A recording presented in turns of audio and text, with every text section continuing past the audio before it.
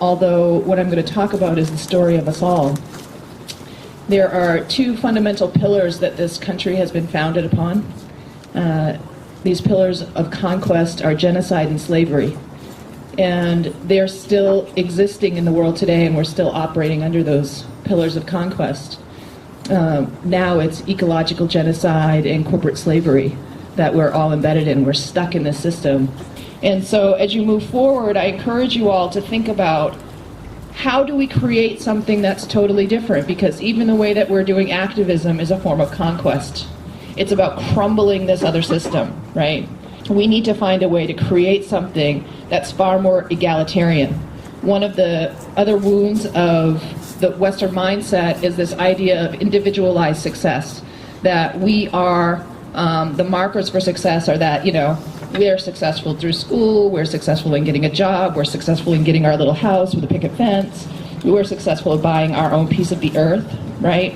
And so this actually is also maladaptive to our survival on the earth, because we're not made to be living individualized lives.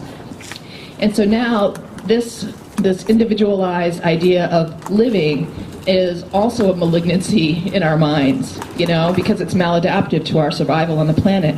It wastes an incredible amount of resources. So we're throwing out tons and tons of stuff because we're being taught that we need to stockpile stuff in order to be successful, right? We need to buy all of this food, we need to have a refrigerator full of food all the time, that we can't possibly eat in our little individualized homes. But if we shift the way that we're living to a more communal way of living, if we go back to those types of practices, that is in line with who we are naturally as human beings. If we look at the natural world, it's very cooperative, right? And so we need to go back to that model. It's not enough for us to just have a green economy without changing the way that we're living. And so that's part of the sickness that we also have to cure. It's not just about down with big industry. It's not just about, overthrowing this really corrupt and destructive system. It's about creating a new way of living, a more egalitarian way of life, a more communal way of life. And we don't do that by trying to overthrow the current system and then put in place our system on top of it. We do it with smugness. Just enough pressure to keep them from continuing the harm, and then a lateral move out to build the type of world that we want to live in. We need a radical revolution of people who are committed to changing the way that they live. That is the only way that we're going to be able to save this planet.